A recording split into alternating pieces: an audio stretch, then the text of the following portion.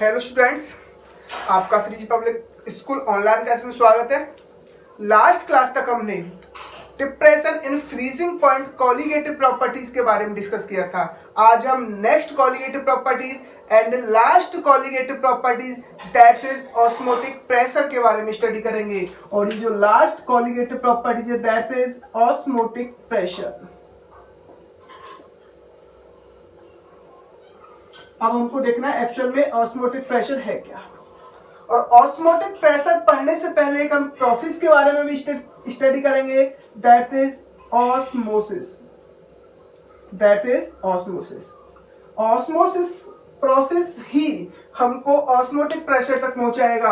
अगर हम osmosis process के बारे में स्टडी नहीं करेंगे तो हम ऑस्मोटिक प्रेशर को भी नहीं जान पाएंगे। तो इसलिए हमको ऑस्मोटिक प्रेशर पढ़ने से पहले हमको ऑस्मोसिस के बारे में देखना होगा ये एक्चुअल में ऑस्मोसिस है क्या। और इस ऑस्मोसिस को हम अपनी रियल लाइफ से जोड़ने की कोशिश करते हैं, रियल लाइफ में होने वाले कुछ एग्जाम्पल से जोड़ते हैं। जैसे आपने देखा होगा रेजिन्स यानी कि किशमिश को आप कुछ टाइम के लिए वाटर में रख दो, यानी कि आपने किशमिश को रात को रखा और सुबह आके देखा तो क्या होता है, किशमिश आपकी स्वेल कर जाती है, अंगूर की तरह फूल जाती है।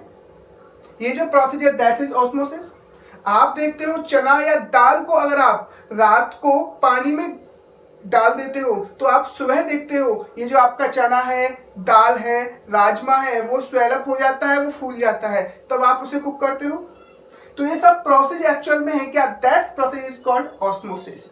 अब हमको देखना है एक्चुअल में ऑस्मोसिस प्रोसेस हो किसकी वजह से रहा है।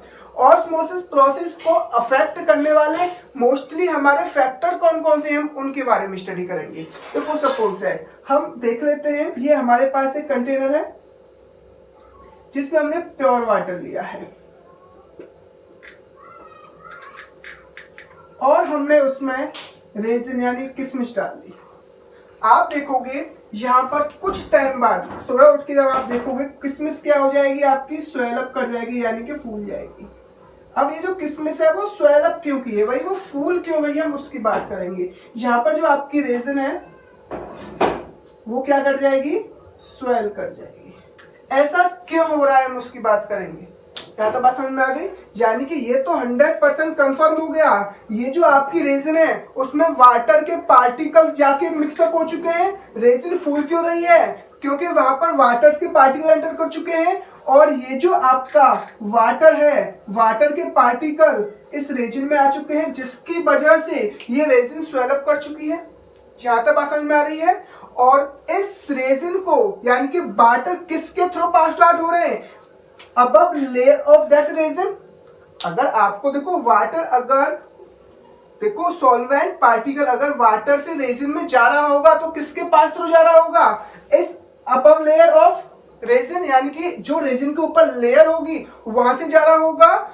जिस प्रोसेस से यानी कि जिस लेयर से वाटर पार्टिकल या सॉल्वेंट पार्टिकल सॉल्यूशन में एंटर करता है that layer is called semi permeable membrane. उस लेयर को क्या कहते हैं हम, सेमी परमिएबल मेम्ब्रेन। बात यहां तक आपको समझ में आ चुकी होगी, यानी कि जो रेजिन के ऊपर एक लेयर होती है उसके पास थ्रू उसके द्वारा ये जो वाटर पार्टिकल है वो रेजिन में एंटर किए होंगे और इस तरह की जो मेम्ब्रेन होगी that is called semi permeable membrane. और जो सेमी परमिएबल मेम्ब्रेन होती हैं उसमें बहुत छोटे छोटे होल्स होते हैं जिससे सॉल्वेंट के पार्टिकल उस होल को पास थ्रू करके सॉल्यूशन में एंटर करते हैं। बात आपको बिल्कुल समझ में आ गई। इसका मतलब solvent particle pass through semi permeable membrane enter in this solution, this process is called osmosis. यहां तक बात क्लियर है। लेकिन अगर हम दूसरा एग्जांपल देखें, ये जो आपकी स्वेल हुई आपकी जो रेजिन है उसको हमने साल्टी वाटर में रखा। साल्टी वाटर का मतलब एक्वस सॉल्यूशन ऑफ NaCl में रखा। साल्टी वाटर का मतलब एक्वस सॉल्यूशन ऑफ NaCl। तो कुछ टाइम बाद आप देखोगे ये जो आपकी रेजिन है वो स्वेल अप कर चुकी होगी, यानी कि वो क्या हो चुकी होगी, अब सिकुड़ चुकी होगी। सॉरी, ये जो आपकी स्वेल अप की हुई रेजिन है वो अब सिकुड़ चुकी होगी, यानी कि अब रेजिन क्या हो चुकी होगी, आपकी श्रिंक हो चुकी होगी। श्रिंक, बात समझ में आ रही है? अब ये जो रेजिन है आपकी वो क्या हो चुकी होगी, श्रिंक कर चुकी होगी, यानी कि सिकुड़ चुकी होगी। बात एक चीज समझनी है, अब ये रेजिन सिकुड़ क्यों रही होगी, इसका मतलब ये 100% कंफर्म है, जो स्वेलिंग रेजिन है वहां से वाटर के पार्टिकल निकलकर इस सॉल्यूशन में आए होंगे, जिसके कारण ये वाटर के पार्टिकल इस ऊपर वाली लेयर यानी कि सेमी परमिएबल मेम्ब्रेन के थ्रू इस सॉल्यूशन में एंटर करेंगे। जितने ज्यादा वाटर पार्टिकल यहाँ एंटर करते जाएंगे उस हिसाब से जो आपकी जो रेजिन है वो सिकुड़ती चली जाएगी, यानी कि श्रिंक हो जाएगी। आपको यहाँ तक ये बात समझ में आ गई? तो अब आपको देखना है एक्चुअल में ये हो क्यों रहा है। यहाँ पर तो आपकी रेजिन स्वेल अप हो रही है, यानी कि यहाँ पर सॉल्वेंट का पार्टिकल रेजिन में एंटर कर रहा है। यहाँ पर आपको देखने को मिल रहा है जो वाटर का पार्टिकल है रेजिन से बाहर निकल रहा है। ऐसा हो क्यों रहा है वो हमको देखना है। अब देखना है एक्चुअल दोनों ही ऑस्मोसिस प्रोसेस है, लेकिन ये एक दूसरे के जस्ट रिवर्स काम कर रही है। एक कंडीशन में वाटर रेजिन में एंटर कर रहा है, दूसरी कंडीशन में वाटर रेजिन से बाहर निकल रहा है। अब हम इन दोनों को समझना होगा, इन दोनों में एक्चुअल में डिफरेंस कहाँ आ रहा है, यानी कि दोनों ही ऑस्मोसिस प्रोसेस है, तो ये एक दूसरे को डिफरेंट क्यों करती है वो हम समझते हैं। जो आपका प्योर वाटर होता है that is a dilute solution, यानी कि बहुत पतला सॉल्यूशन है, और ये जो आपका रेजिन होगा यानी किसमिस होगा, उसमें अंदर जो आपका गूदा होता है यानी कि जो आपका पार्ट होता है, जो अंदर वाला पार्ट होता है वो आपका बहुत स्वीट होता है, बहुत मीठा होता है। उसमें जो स्वीटनेस आती है हम कह सकते हैं वो ग्लूकोज की वजह से आ रही होगी या सुक्रोज की वजह से आ रही होगी। बात समझ में आ रही है? तो जो आपका सुक्रोज वाला सॉल्यूशन है वो वाटर के कंपैरिजन में ज्यादा कंसंट्रेटेड होगा, यानी कि देखो ये रेजिन है, यहाँ चारों तरफ क्या है आपका वाटर, वाटर क्या है आपका लो कंसंट्रेटेड सॉल्यूशन कह सकते हो इसे आप, लो कंसंट्रेटेड सॉल्यूशन, या फिर आप इसे डाइल्यूट सॉल्यूशन कह सकते हो, या फिर आप इसको प्योर सॉल्वेंट कह सकते हो। यहां तक बात आपको समझ में आ गई? अब आपने देखा जो रेजिन है वो कंसंट्रेटेड सॉल्यूशन है जिसमें आपका ग्लूकोज मिक्स हो सकता है, सुक्रोज मिक्स हो सकता है, जिसकी वजह से उसमें स्वीटनेस आती है। तो आपने देखा यहाँ जो पार्टिकल है सॉल्वेंट के पार्टिकल वाटर से यानी कि लो कंसंट्रेटेड सॉल्यूशन से हाई कंसंट्रेटेड सॉल्यूशन की तरफ जा रहे हैं। बात समझ में आ रही है? देखो एक चीज याद रखो, जब सॉल्वेंट के पार्टिकल लो कंसंट्रेटेड से हाई कंसंट्रेशन की तरफ जाते हैं through semi permeable membrane, that process is called osmosis. आपको ये बात समझ में आ गई? बिल्कुल क्लियर हो चुका है। यहाँ पर जो सॉल्वेंट के पार्टिकल हैं वो लो कंसंट्रेटेड सॉल्यूशन या डाइल्यूट सॉल्यूशन या फिर प्योर सॉल्वेंट से कहाँ जा रहे हैं, कंसंट्रेटेड सॉल्यूशन की तरफ जा रहे हैं through out semi permeable membrane. अब हमको समझना है सेमी परमिएबल मेम्ब्रेन में होता क्या है एक्चुअल में। सेमी परमिएबल मेम्ब्रेन एक तरह की एक ऐसी सपोज है, चलनी कह सकते हो इसे आप, एक झिल्ली कह सकते हो, जिससे ओनली सॉल्वेंट के पार्टिकल पास थ्रू हो सकते हैं, सॉल्यूट के पार्टिकल पास थ्रू नहीं हो सकते, क्योंकि जो आपका सॉल्वेंट होता है उसके पार्टिकल का साइज बहुत छोटा होता है, स्मॉल साइज का होता है।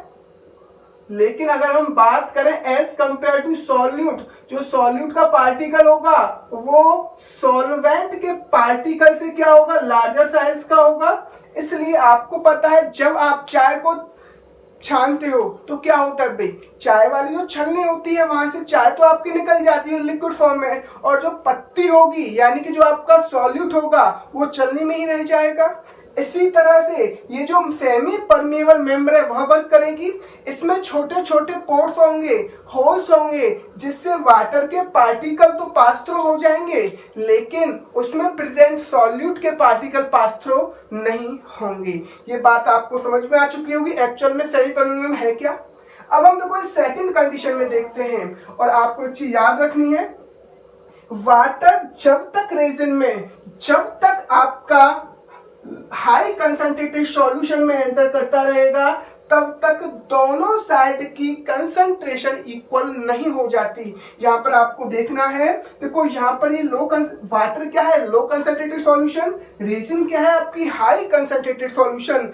वाटर तब तक यानी कि solvent particle low concentrated solution to high concentrated solution तब तक एंटर करते रहेंगे जब तक दोनों तरफ की कंसंट्रेशन इक्वल नहीं हो जाती। तो एक चीज को याद रखना है आपको।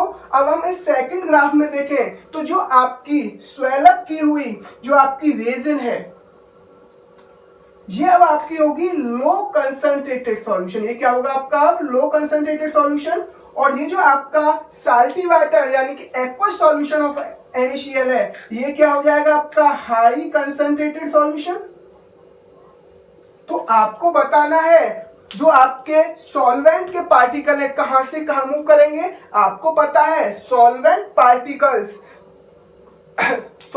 Particle pass through low concentrated solution to high concentrated solution throughout semi permeable membrane. यहां पर आप देखोगे जो सॉल्वेंट के पार्टिकल हैं स्वेल अप की हुई जो आपकी रेजिन है वहां से किसकी तरफ आएंगे, हाई कंसंट्रेटेड सॉल्यूशन यानी कि एक्वस सॉल्यूशन ऑफ NaCl की तरफ आएंगे। और ये तब तक आते रहेंगे तब तक दोनों तरफ का जो कंसंट्रेशन है यानी कि दोनों तरफ की कंसंट्रेशन जब तक इक्वल नहीं हो जाती। जैसे जैसे वाटर के पार्टिकल या सॉल्वेंट के पार्टिकल स्वेल अप की हुई रेजिन से आपके एक्वस सॉल्यूशन की NaCl तरफ आते रहेंगे, वैसे वैसे आपकी रेजिन श्रिंक होती रहेगी, वो आपकी सुकुड़ती चली जाएगी। और एक ऐसा टाइम आएगा जब दोनों की कंसंट्रेशन इक्वल हो जाएगी, अब वो श्रिंक नहीं करेगी। ये आपको बात समझ में आ चुकी होगी। इसका मतलब ऑस्मोसिस है क्या।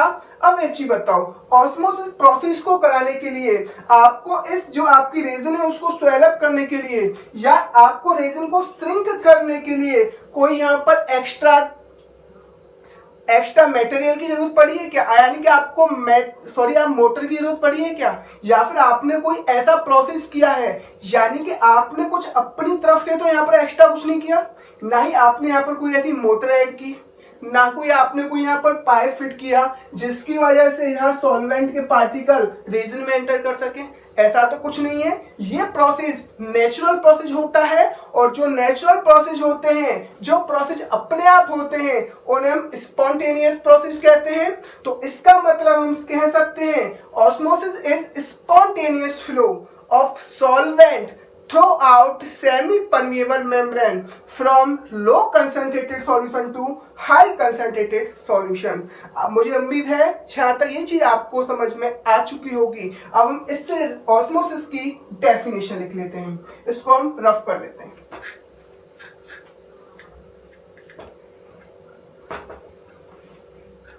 अब देखते हैं एक्चुअल में ऑस्मोसिस। अब डेफिनेशन लिख सकते हो, डेफिनेशन क्या कहोगे, it is a process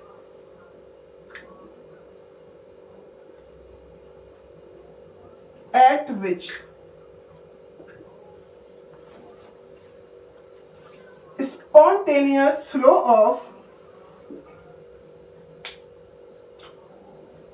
spontaneous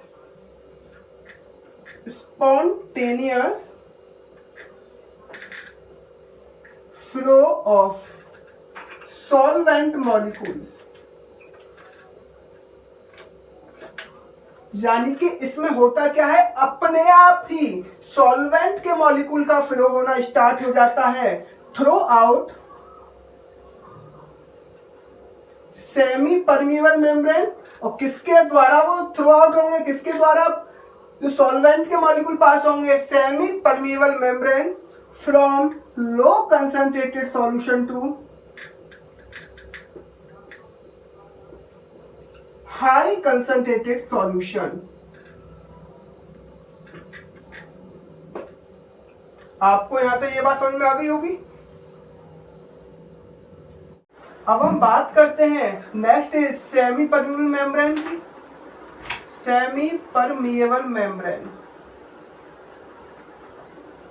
actual में सेमी परमिएबल मेम्ब्रेन होती क्या है, ये एक ऐसी मेम्ब्रेन होती है जिससे ओनली सॉल्वेंट के पार्टिकल ही पास थ्रू हो सकते हैं, सॉल्यूट के पार्टिकल पास नहीं हो सकते, क्योंकि जो सॉल्वेंट के पार्टिकल का साइज होता है वो सॉल्यूट के पार्टिकल के साइज से छोटा होता है, और जितना छोटा साइज होगा वो मेम्ब्रेन से इजीली पास थ्रू हो जाएगा। जैसा कि आपको नाम से ही पता पड़ रहा होगा, सेमी का मतलब कोई कोई, यानी कि कोई, परमिटेड यानी कि परमिएबल का मतलब है परमिशन, यानी कि कोई मॉलिक्यूल को निकलने के लिए परमिशन देता है, यानी कि सभी मॉलिक्यूल यहाँ से पास नहीं हो सकते, कुछ स्पेशल टाइप के मॉलिक्यूल पास हो सकते हैं। और वो स्पेशल टाइप के मॉलिक्यूल का मतलब है ऐसे मॉलिक्यूल जिनका साइज क्या हो, छोटा होगा। और आपको पता है सॉल्वेंट के जो पार्टिकल होते हैं उनका साइज छोटा होता है, तो हम कह सकते हैं सेमी परमिएबल मेम्ब्रेन से ओनली ऑन सॉल्वेंट के पार्टिकल पास थ्रू हो सकते हैं, सॉल्यूट के पार्टिकल पास थ्रू नहीं हो सकते। तो हम कह सकते हैं it is a membrane eight which, it is a membrane, यानी कि एक ऐसी मेम्ब्रेन होती है एट विच only solvent particle pass through, only solvent particle pass through, यानी कि जिससे सॉल्वेंट के पार्टिकल ही पास हो सकते हैं, सॉल्यूट के पार्टिकल पास नहीं हो सकते, that is called semi permeable membrane. और यहाँ हम देखेंगे जो हमारी सेमी परमिएबल मेम्ब्रेन होती है वो हमारी टू टाइप की होती है। सेमी परमिएबल जो हमारी मेम्ब्रेन होती है इसको हम शॉर्ट में एसपीएम कह सकते हैं, वो हमारी टू टाइप की होगी, एक होगी नेचुरल सेमी परमिएबल मेम्ब्रेन और एक आर्टिफिशियल सेमी परमिएबल मेम्ब्रेन। होगी नेचुरल एसपीएम मतलब सेमी परमिएबल मेम्ब्रेन, और एक जो होगी वो होगी हमारी आर्टिफिशियल सेमी या एसपीएम। जैसा कि आपको नाम से पता पड़ रहा होगा, नेचुरल सेमी परमिएबल मेम्ब्रेन का मतलब क्या है, ऐसी मेम्ब्रेन जो हमको नेचर से मिले, और आर्टिफिशियल सेमी परमिएबल मेम्ब्रेन का मतलब क्या है, ऐसी मेम्ब्रेन जो हमें किससे मिले, आर्टिफिशियल, यानी कि लेबोरेटरी में बनाई जाए, यानी कि जो मैन मेड मेम्ब्रेन हो, that is called artificial membrane. तो वन बाय वन हम दोनों के बारे में पढ़ेंगे। आपको पता होगा जो मोस्टली हम बात करते हैं, आपको पता है जो ह्यूमन बॉडी में जो यानी कि जो ह्यूमन की स्किन होती है उससे पसीना आता है नहीं आता है, जो ह्यूमन स्किन होती है वो किसका एग्जांपल है, सेमी परमिएबल मेम्ब्रेन का ही एग्जांपल है। आपको पता है जो आपकी ह्यूमन की जो स्किन होती है वहां से पसीना आता है, क्या कभी ब्लड बाहर निकलता है क्या, अपने आप स्किन से ब्लड बाहर निकल जाएगा क्या, क्या अपने आप स्किन से प्लाज्मा बाहर निकल के आ जाएगा, ऐसा तो नहीं होता है। ओनली स्किन से क्या बाहर निकलता है, अपने आप पसीना बाहर निकलता है। तो पसीना एक्चुअली फॉर्म किसकी होती है, वाटर, यानी कि सॉल्वेंट की फॉर्म होती है, यानी कि सॉल्वेंट के पार्टिकल पास थ्रू हो रहे हैं थ्रू आउट अवर स्किन, हमारी स्किन के थ्रू आउट पास हो रहे हैं। तो इसका मतलब जो हमारी ह्यूमन बॉडी जो स्किन होती है it is a better example of semi permeable membrane. अब हम देखो नेक्स्ट एग्जांपल की बात करें, आपको पता है हम बात करते हैं सेल के बारे में। आपको पता है जो हमारी बॉडी बनती है वो सेल से ही बनती है, और हमारी बॉडी में लाखों करोड़ों सेल होती है। ये जो आपकी सेल होती है उसमें ब्लड होता है, और जब हम पानी पीते हैं, जब हम पानी पिएंगे तो क्या होगा आप देखते हैं। देखो जो हम बात कर रहे हैं, सपोज दैट हम पानी पी रहे हैं तो क्या होगा, सपोज दैट ये प्योर वाटर है, और ये क्या होगा हमारी, सपोज दैट इसको मान लिया मैंने एक हमारी सेल, ये क्या मान लिया हमने, सेल।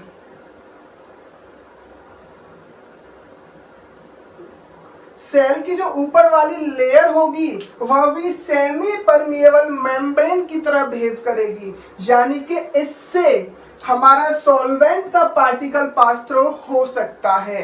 यानी कि आप कह सकते हो wall of cell behave like as a semi permeable membrane. अब देखो जैसे ही हम पानी पीते हैं तो हमारी जो सेल होती है वो पानी के पास पहुंचती है, यानी कि पानी सेल के पास पहुंचता है तो क्या होता है आपको पता है सेल में क्या होता है, ब्लड होता है, प्लाज्मा होता है। तो इसका मतलब हम कह सकते हैं cell is a high concentrated solution as compare to water. और ये जो हमारा प्योर वाटर होगा इसको क्या कह सकते हैं हम, लो कंसंट्रेटेड सॉल्यूशन। तो क्या होगा, ये जो हमारे वाटर के पार्टिकल्स होंगे, जो प्योर सॉल्वेंट के पार्टिकल्स होंगे, throughout wall of skin cell में एंटर करेंगे।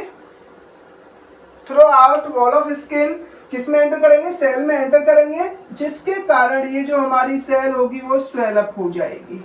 आपको यहाँ तक बात समझ में आ गई। अगर सपोज दैट ये हमारी सेल है तो जो सेल होगी अगर वो वाटर के कांटेक्ट में आएगी तो वाटर के कांटेक्ट में आते ही वो वाटर के पार्टिकल्स सेल में एंटर कर जाएंगे, क्योंकि जो आपका सेल है हाई कंसंट्रेटेड सॉल्यूशन है, जिससे हमारा वाटर क्या है, लो कंसंट्रेटेड सॉल्यूशन है, जिससे वाटर के particle throughout wall of cell enter. बात समझ में आ चुकी है आपको। अच्छा अब आप एक चीज बताओ, प्योर वाटर में तो आपको देखो सेल को आपने किस में रखा, प्योर वाटर में, जिसके कारण जो वाटर के पार्टिकल थे वो सेल में एंटर कर गए और जो आपकी सेल थी वो स्वेल हो गई, वो फूल गई। लेकिन अगर इसी सेल को अगर हम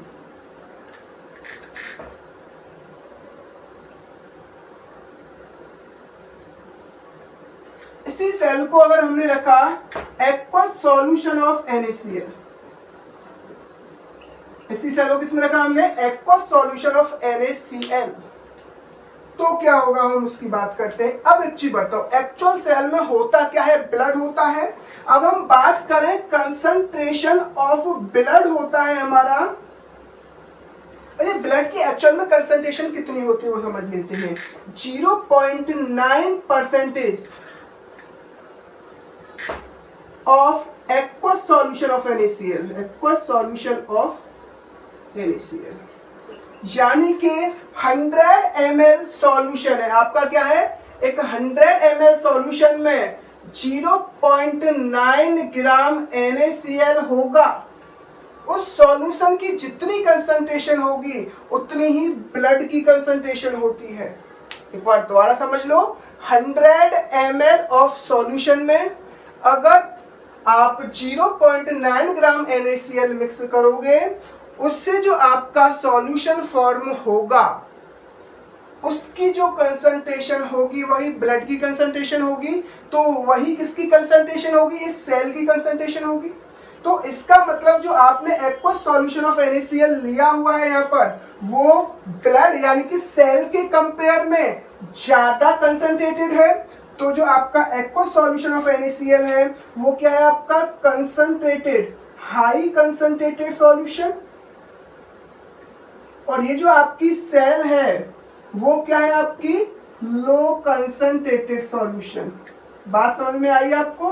तो अब होगा क्या, अब जो आपका जो सेल में सॉल्वेंट के पार्टिकल होंगे वो सेल की वाल के थ्रू कहाँ जाना स्टार्ट हो जाएंगे, हाई कंसंट्रेटेड सॉल्यूशन की तरफ। और ये जो आपकी सेल होगी वो श्रिंक यानी कि सिकुड़ना स्टार्ट कर देगी। जहां तक बात आपको समझ में आ गई होगी। अब एक चीज बताओ, अब हम बात करते हैं एक्चुअल में हमको प्यास क्यों लगती है उसकी बात करते हैं। आपने देखा होगा जब हमको प्यास लगती है तो एक अलग टाइप की फीलिंग आती है। यानी कि एक्चुअली प्यास का लगने का क्या मतलब है, जब प्यास लगती है तो आप क्या पीते हो, पानी पीते हो। तो पानी पीने से प्यास को बुझती है भाई, जबकि हमारा पेट भरना चाहिए।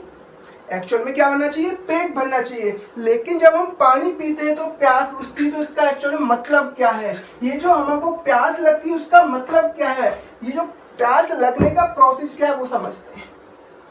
देखो समझो, आपको पता है हमारी बॉडी सेल से मिलकर बनी होती है, और जो हमारी सेल में वाटर का लेवल कम हो जाता है तो हमको प्यास लगना स्टार्ट होता है। जब सेल में वाटर का लेवल कम होता है तो हमको क्या लगना स्टार्ट होता है, प्यास लगना स्टार्ट होता है। तो जब हम वाटर पीते हैं तो हमारी सेल्स को लिमिटेड वाटर मिल जाता है, जिसके कारण सेल अपना जो वर्क है वो पूरी तरह से वही वर्क करना स्टार्ट कर देती हैं। यानी कि सेल को जितना वाटर चाहिए वो उतना वाटर एब्जॉर्ब, वो उतना वाटर ले लेते हैं और अपना वर्क स्टार्ट कर देते हैं। यहाँ तक बात आपको समझ में आ गई।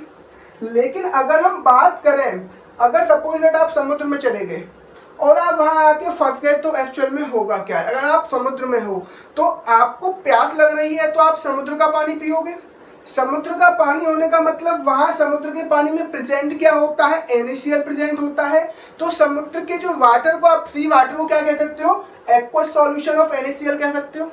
बात समझ में आ रही है। यानी कि जब जैसे जैसे आप समुद्र का पानी पीते जाओगे वैसे वैसे आपकी प्यास बुझने की जगह प्यास और लगने लगेगी। ऐसा क्यों होता है, यानी कि जो आपका सी वाटर होता है सेल के कंपैरिजन में, सेल में जो ब्लड प्रेजेंट होगा उसके कंपैरिजन में ज्यादा कंसंट्रेटेड होगा, जिससे सेल में प्रेजेंट सॉल्वेंट किसकी तरफ आना स्टार्ट हो जाएंगे, एक्वस सॉल्यूशन ऑफ NaCl की तरफ आना स्टार्ट हो जाएंगे और आपको प्यास और ज्यादा लगना स्टार्ट हो जाएगा। और अगर आप वहां फंसते रह गए, अगर वहां फंसे रह गए तो प्यास लगने की वजह से आपकी वहां डेथ भी हो सकती है। इसका मतलब एक चीज याद रखो, अगर आप साल्टी वाटर पी रहे हो, बात समझ में आ रही, तो इसका मतलब आपको प्यास और लगने वाली है। कई टाइम ऐसा देखा होगा आपने, जब आप कभी कभी नल का पानी पीते हो पेट भर जाता है लेकिन प्यास नहीं बुझती है। इसका मतलब क्या है, जो आप वाटर पीते हो उसमें वो एक्वस यानी कंसंट्रेटेड वाटर है, उसमें कुछ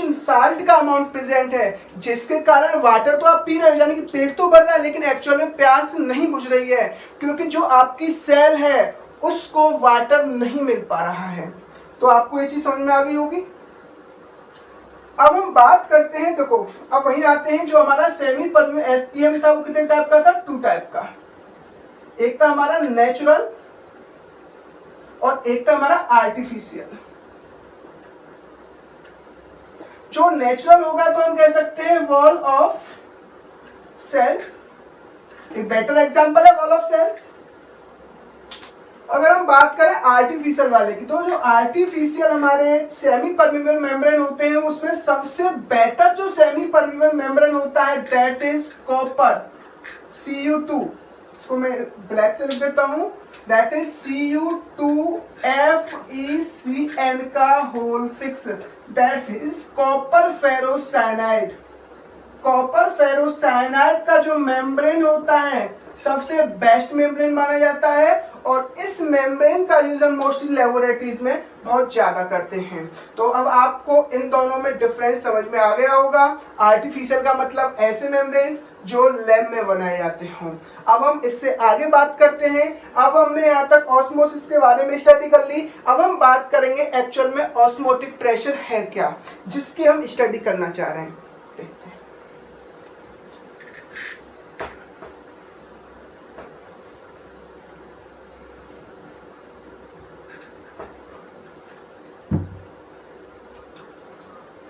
अब हम बात करेंगे ऑस्मोटिक प्रेशर है क्या।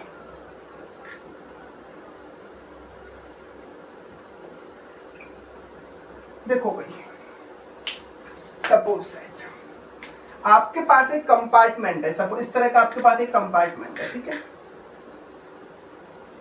जिसमें आपने मिड में एक सेमी परमिएबल मेम्ब्रेन को फिट कर रखा है। किसको फिट कर रखा है, SPM। और आपने दोनों तरफ equal amount of solution fill up किया हुआ है, equal amount of solution fill up किया हुआ है। आपने एक तरफ लो कंसंट्रेटेड सॉल्यूशन लिया है और दूसरी तरफ आपने हाई कंसंट्रेटेड सॉल्यूशन लिया है।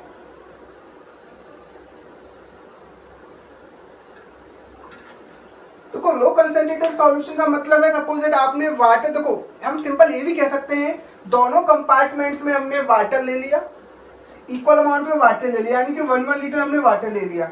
एक में हमने 1 मोल ग्लूकोज मिला दिया, दूसरे कंपार्टमेंट में हमने 2 मोल ग्लूकोज मिला दिया, तो एक चीज बताओ इन दोनों में किसकी कंसंट्रेशन ज्यादा होगी? 2 मोल ग्लूकोज वाले की। इस तरह से आप कोई भी सॉल्यूशंस बना सकते हो। अब आपको पता है एक्चुअल में जो ऑस्मोसिस प्रोसेस है वो अपने आप होने वाली प्रोसेस है, वो नेचुरल प्रोसेस है। तो क्या होगा, लो कंसंट्रेटेड सॉल्वेंट में, तो लो कंसंट्रेटेड सॉल्यूशन में जो सॉल्वेंट प्रेजेंट होगा वो सेमी परमिएबल मेम्ब्रेन के थ्रू कहां जाएगा? हाई कंसंट्रेटेड सॉल्यूशन में जाएगा। बात आपको समझ में आ रही होगी। इट इज ऑस्मोसिस प्रोसेस और नॉट। देखो आपको पता है ऑस्मोसिस प्रोसेस होती क्या है, जब सॉल्वेंट का फ्लो सेमी परमिएबल मेम्ब्रेन के थ्रू लो कंसंट्रेटेड सॉल्यूशन से क्या हो? हाई कंसंट्रेटेड सॉल्यूशन की तरफ हो, दैट इज ऑस्मोसिस। अब देखो, अब वो लो कंसंट्रेटेड सॉल्यूशन में जो सॉल्वेंट प्रेजेंट होगा वो किस तरफ जाना हो स्टार्ट कर देगा? हाई कंसंट्रेटेड सॉल्यूशन की तरफ जाना स्टार्ट कर देगा। अब एक चीज बताओ, ये जो प्रोसेस हो रही है, ये जो पार्टिकल इधर जा रहे हैं, इसका मतलब क्या है? It is a natural process, ये अपने आप होने वाली प्रोसेस है। अब हम देखो कुछ फिजिक्स के बारे में थोड़ी स्टडी करते हैं। सपोज दैट किसी भी कोई भी बॉडी है, कोई भी ऑब्जेक्ट है, कोई भी एनीबॉडी, कोई भी चीज है, वो मूव कब करेगी? ये यहाँ पर पार्टिकल इस वाले कंपार्टमेंट में थे, लो कंसंट्रेटेड सॉल्यूशन से हाई कंसंट्रेटेड मूव कर रहे हैं। तो कुछ यानी कि कोई भी बॉडी, कोई भी ऑब्जेक्ट, कोई भी वो चीज जो अपने चलना स्टार्ट कर दे, अपने आप चले, यानी कोई भी बॉडी को चलाने के लिए, कोई भी बॉडी को मूव कराने के लिए एक्चुअल में कौन सी चीज रेस्पॉन्सिबल होती है? आपका सभी का एक ही जवाब होगा, फोर्स अप्लाइड। यानी कि जितना ज्यादा आप फोर्स अप्लाई करोगे उस चीज पर, उस ऑब्जेक्ट पर, उस मॉलिक्यूल पर, उतनी ही स्पीड से वो मॉलिक्यूल मूव करेगा, वो चलेगा। यहाँ तक बात समझ में आ रही है। और फोर्स पर यूनिट एरिया को क्या कहते हैं? प्रेशर कहते हैं। यानी कि जितना ज्यादा स्पीड से वो चल रहा होगा, यानी कोई भी कंपाउंड, कोई भी ऑब्जेक्ट मूव कर रहा है तो उसको मूव कराने के ऊपर किसका हाथ होगा? प्रेशर का हाथ होगा। यहाँ तक बात समझ में आ रही है। तो हम कह सकते हैं जो सॉल्वेंट के पार्टिकल हैं, लो कंसंट्रेटेड सॉल्यूशन से कहाँ जा रहे हैं? हाई कंसंट्रेटेड सॉल्यूशन की तरफ। अगर ये पार्टिकल यहाँ से यहाँ जाएंगे तो सेमी परमिएबल मेम्ब्रेन पर एक प्रेशर एक्सर्ट करेंगे या नहीं करेंगे? तभी तो ये मॉलिक्यूल सेमी परमिएबल मेम्ब्रेन को पास हो रहे हैं, तभी ये मॉलिक्यूल सेमी परमिएबल मेम्ब्रेन से पास हो रहे हैं। अगर ये मॉलिक्यूल सेमी परमिएबल मेम्ब्रेन पर कोई फोर्स या प्रेशर अप्लाई ना करें, क्या इसके पास हो सकते हैं? क्या इससे नहीं होंगे। ये मॉलिक्यूल अगर इस पर यानी कि मूव कर रहे होंगे, चल रहे होंगे, तो हम कह सकते हैं एक सेमी परमिएबल मेम्ब्रेन पर क्या एक्सर्ट कर रहे होंगे? प्रेशर एक्सर्ट कर रहे होंगे। एंड दिस प्रेशर यानी कि pressure exerted by solvent molecule on semi permeable membranes, that pressure is called osmotic pressure. एक बार दोबारा समझ लो, जो सॉल्वेंट के मॉलिक्यूल सेमी परमिएबल मेम्ब्रेन पर प्रेशर एक्सर्ट करते हैं उसी को हम ऑस्मोटिक प्रेशर कहते हैं, और ऑस्मोटिक प्रेशर को हम पाई से रिप्रेजेंट करते हैं। तो सपोज दैट यहाँ पर ये पाई प्रेशर एक्सर्ट कर रहे होंगे। एक्चुअल में ऑस्मोटिक प्रेशर किसका होता है भाई? सॉल्वेंट के मॉलिक्यूल की वजह से एक्सर्ट होता है। इस बात यहाँ समझ में आ गई। ऑस्मोटिक प्रेशर किसकी वजह से जनरेट हो रहा है? सॉल्वेंट के मॉलिक्यूल्स की वजह से। अब आप एक दिमाग लगाओ, क्या आप पानी के अंदर जाके इसका प्रेशर एक्सर्ट कर सकते हो? नहीं कर सकते। वाटर के अंदर जाओगे प्रेशर एक्सर्ट नहीं हो पाएगा। तो साइंटिस्टों ने एक जुगाड़ बनाया।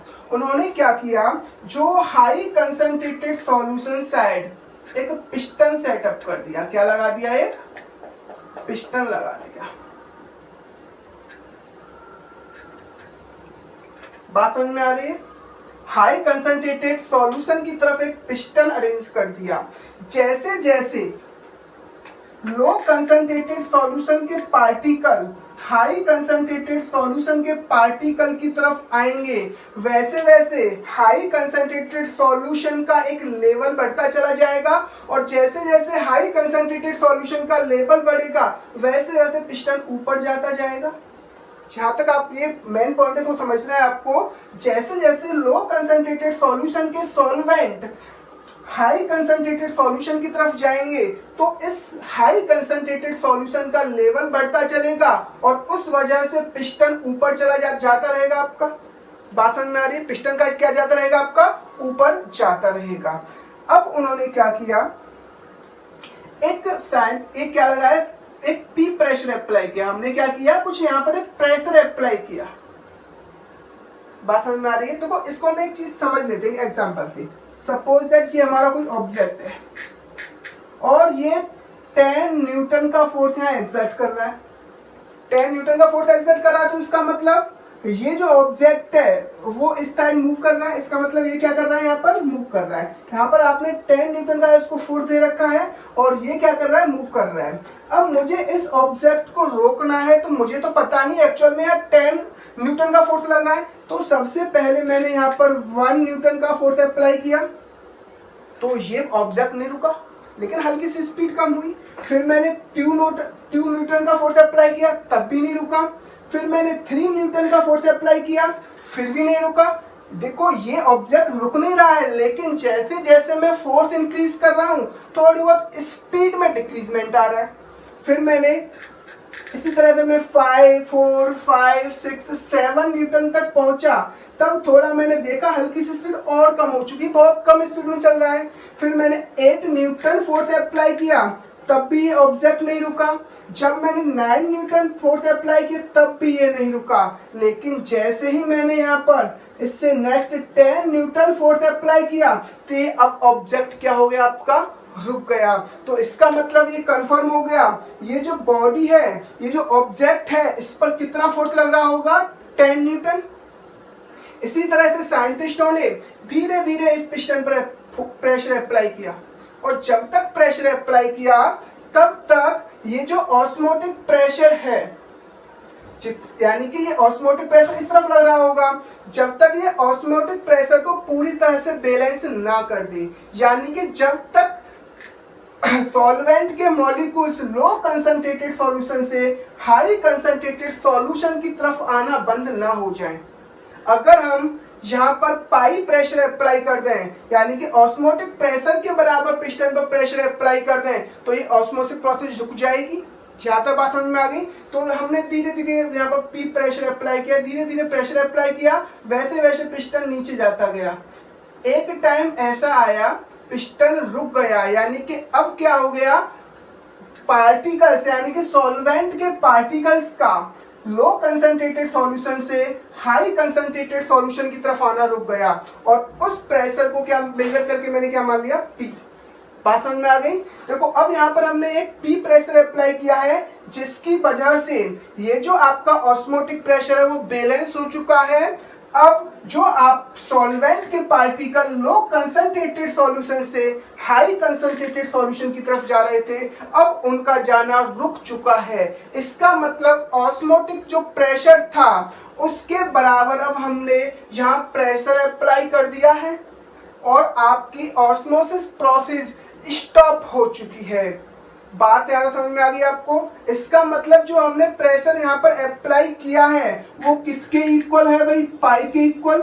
जहाँ से प्रेशर लग रहा था और उसके इक्वल ही हमने यहाँ पर, यानी कि यहाँ से ऑस्मोटिक प्रेशर जितना लग रहा था उसके इक्वल हमने प्रेशर एक्सर्ट कर दिया। तो इसका मतलब क्या है, आपका प्रेशर बैलेंस हो गया। अब सॉल्वेंट के मॉलिक्यूल का लो कंसंट्रेटेड से हाई कंसंट्रेटेड सॉल्यूशन की तरफ आना रुक जाएगा और इस वजह से ऑस्मोटिक जो ऑस्मोसिस जो प्रोसेस है वो स्टॉप हो जाएगी। अब हमने इस प्रोसेस की वजह से ये जो पी का प्रेशर होगा वही ऑस्मोटिक प्रेशर होगा। इसकी वजह से हमने ऑस्मोटिक प्रेशर को क्या कर लिया, यहाँ पर मेजर कर लिया। तो इसका मतलब आपको समझ में आ गया ऑस्मोटिक प्रेशर एक्चुअल में है क्या। ऑस्मोटिक प्रेशर का मतलब क्या है, pressure applied on high concentrated solution side.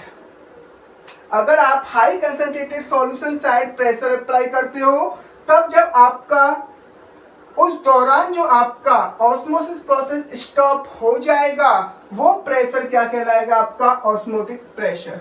बात आपको समझ में आ चुकी होगी। यानी कि जितना प्रेशर आप हाई कंसंट्रेटेड सॉल्यूशन की साइड लगाओगे, अप्लाई करोगे, उस दौरान आपका जिस टेम्परेचर पर ऑस्मोसिस प्रोसेस आपका रुक जाएगा वही क्या होगा, ऑस्मोटिक प्रेशर। तो हम कह सकते हैं pressure applied on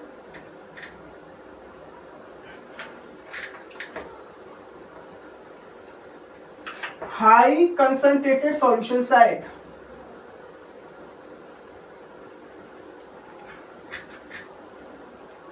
then osmosis process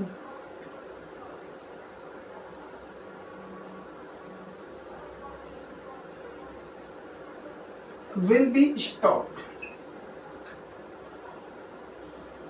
और तब क्या होगा, आपकी जो ऑस्मोसिस प्रोसेस होगी वो स्टॉप हो जाएगी and this pressure and this applied pressure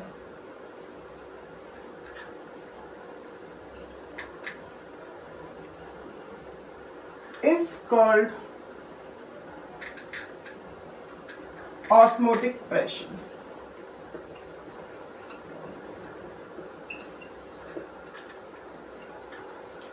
यहां तक आपको ये बात समझ में आ गई। अच्छा, एक और चीज समझते हैं। देखो, जितना ज्यादा कंसंट्रेटेड सॉल्यूशन होगा उसका ऑस्मोटिक प्रेशर उतना ही ज्यादा होगा। देखो, जितना ज्यादा कंसंट्रेटेड सॉल्यूशन होगा, सॉल्वेंट के पार्टिकल सेमी परमेबल मेम्ब्रेन से सॉल्वेंट यानी कंसंट्रेटेड सॉल्यूशन की तरफ जाते रहेंगे और ये जब तक जाते रहेंगे जब तक दोनों तरफ की कंसंट्रेशन इक्वल नहीं हो जाती। जितने ज्यादा मॉलिक्यूल्स, जितने ज्यादा सॉल्वेंट के मॉलिक्यूल्स कंसंट्रेटेड सॉल्यूशन में जाएंगे उतना ही ज्यादा प्रेशर अप्लाई करेंगे। तो आप कह सकते हो high concentrated solution have more osmotic pressure. तो इसका मतलब हम कह सकते हैं ये जो पाई की वैल्यू है यानी कि ऑस्मोटिक प्रेशर है किस पर डिपेंड करता है, is directly proportional to concentration. यानी कि जितनी ज्यादा सॉल्यूशन की कंसंट्रेशन होगी उसका ऑस्मोटिक प्रेशर उतना ही ज्यादा होगा। और आपने 9 टाइप की कंसंट्रेशन टर्म पढ़ी है, लेकिन ये जो एक्चुअल कंसंट्रेशन टर्म है वो किसके डायरेक्टली प्रोपोर्शनल है, तो ये जो डायरेक्टली प्रोपोर्शनल होती है इट इज अ मोलैरिटी। किसकी डायरेक्टली प्रोपोर्शनल होती है, मोलैरिटी यानी कि m। यहां तक बात आपको समझ में आ गई। और हम बात कर सकते हैं पाई यानी कि osmotic pressure is directly proportional to temperature. ये जो आपका ऑस्मोटिक प्रेशर होता है वो टेम्परेचर के भी डायरेक्टली प्रोपोर्शनल होता है। अब देखते हैं टेम्परेचर में किस तरह से डायरेक्टली प्रोपोर्शनल होता है, उसकी बात करेंगे।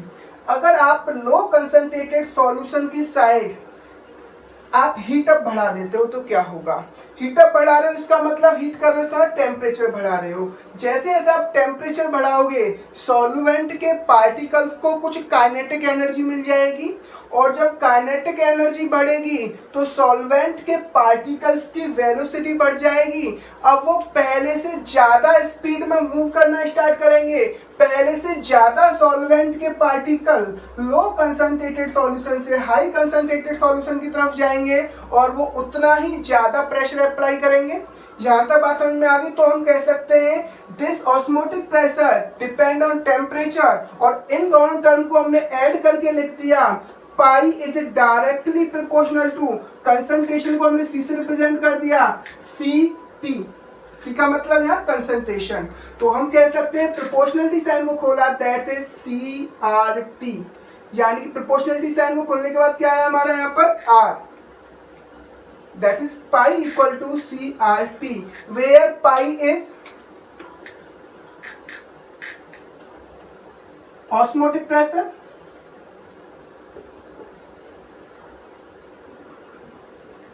C इज कंसंट्रेशन, और यहां पर कौन सी कंसंट्रेशन है आपकी, मोलैरिटी। और एक चीज याद रखनी है, यहां पर R क्या होता है आपका, यूनिवर्सल कांस्टेंट, और T क्या है आपका, टेम्परेचर।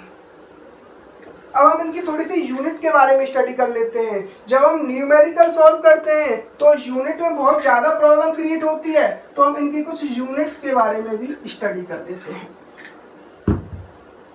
देखो भाई, यहाँ आप R की वैल्यू इस तरह के न्यूमेरिकल में क्या मानोगे, 0.0821 ATM लीटर पर मोल पर केल्विन। इसका मतलब आर की वैल्यू आपको ये वाली पुटअप करनी है इस तरह के न्यूमेरिकल में। इसका मतलब ये कंफर्म हो गया जो आपका ऑस्मोटिक प्रेशर होगा उसकी यूनिट आप हमेशा किस में लोगे, यहाँ पर एटीएम में लोगे। जो आपका टेम्परेचर होगा उसकी यूनिट किस में लेने वाले हो आप, केल्विन में। अगर डिग्री सेल्सियस में गिवन अप है तो आप उसको केल्विन में चेंज करोगे। और एक और चीज समझ लो, अगर आपका वॉल्यूम है तो आपको किस में लेना है, वो लीटर में लेना है। जहां तक ये बात समझ में आ गई। और इस फॉर्मूला को अगर मैं ओपन करके लिखूं तो पाई इक्वल टू सी का मतलब मोलरिटी, और मोलरिटी क्या होता है आपको पता ही है, weight of solute into 1000 upon molar mass of solute into volume of solution in ml into RT। इस फॉर्मूला की हेल्प से आने वाले ऑस्मोटिक प्रेशर से रिलेटेड होने वाले न्यूमेरिकल को आप इजीली सॉल्व कर सकते हो। यहां तक आपको ये बात समझ में आ गई होगी। अब हम इसी से रिलेटेड एक और टर्म की स्टडी करने वाले हैं, एक और टॉपिक की बात करेंगे, that is reverse osmosis. That is reverse osmosis.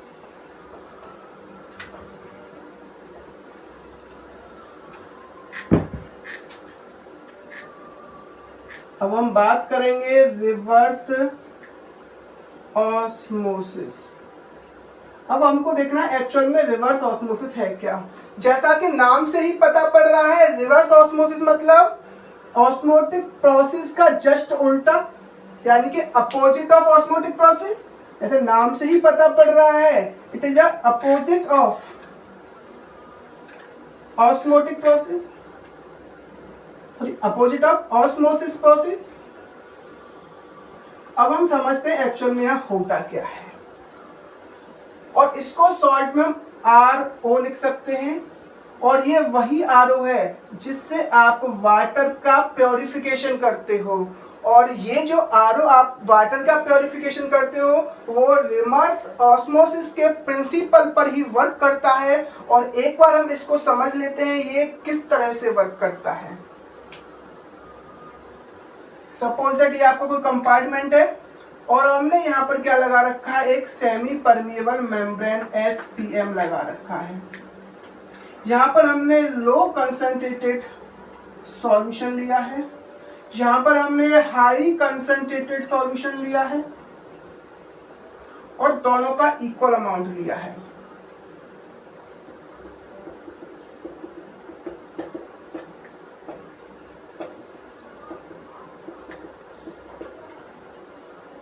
ऐसा होगा तो आपको पता है यहाँ से सॉल्वेंट के पार्टिकल लो कंसंट्रेटेड से कहाँ जाएंगे, हाई कंसंट्रेटेड की तरफ जाएंगे।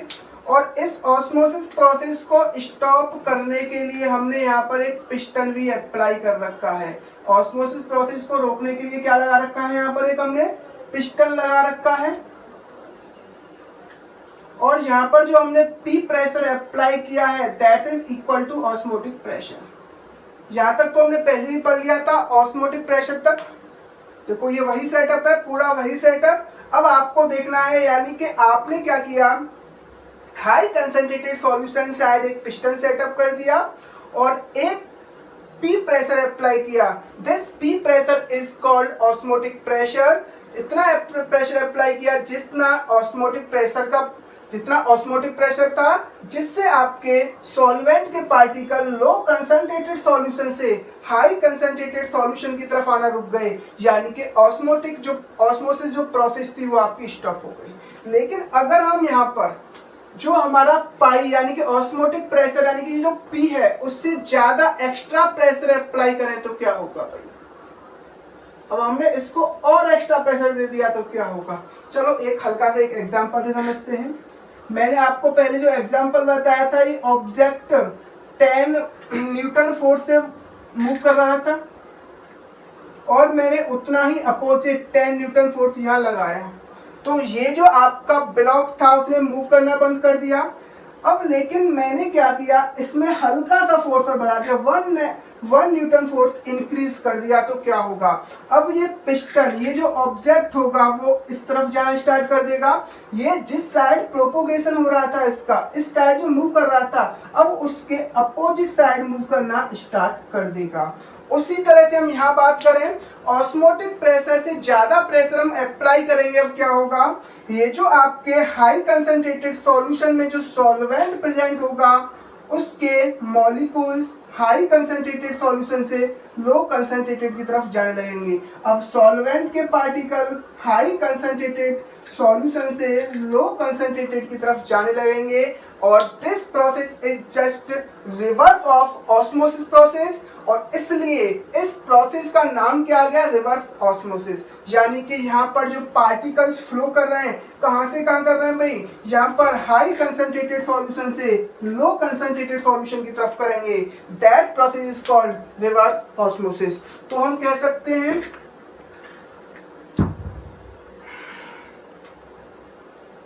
pressure applied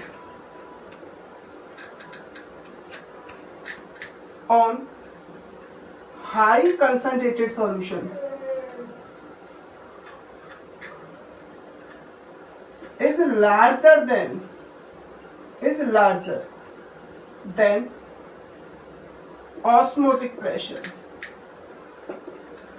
यानी कि जो हमने प्रेशर अप्लाई किया है हाई कंसंट्रेटेड की साइड, वो प्रेशर लार्जर है किससे, ऑस्मोटिक प्रेशर से, then solvent particle pass through semi permeable membrane from high concentrated solution to low concentrated solution. और अब जो सॉल्वेंट के पार्टिकल हाई कंसंट्रेटेड सॉल्यूशन से कहां मूव करेंगे, low concentrated solution throughout semi permeable membrane, and this process is called reverse osmosis. जहां तक आपको बात समझ में आ गई होगी। अब हल्का सा देख लेते हैं, जो हम आरओ जो यूज करते हैं, जो वाटर का प्योरिफिकेशन करने के लिए जो आरओ यूज करते हैं, वो किस तरह से वर्क करता है।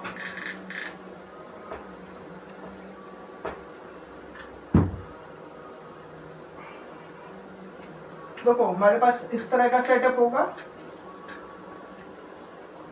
और ये क्या लगा देते हैं, यहाँ पर लगी हुई है हमारी सेमी परमिएबल मेम्ब्रेन, और यहाँ पर हमारी सपोज दैट एक टंकी लगी हुई है, जिस सिंपल टंकी लगी हुई है, कोई प्रॉब्लम नहीं।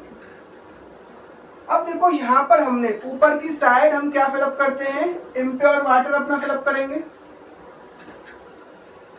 यहाँ पर क्या फिलअप करेंगे हम, impure water. Impure water fill up करेंगे, इसका मतलब it is a impure water है तो इसमें कुछ इम्प्योरिटीज होंगी, कुछ आयंस होंगे, तो इसकी वजह से हम कह सकते हैं impure water is a concentrated solution, is a concentrated solution.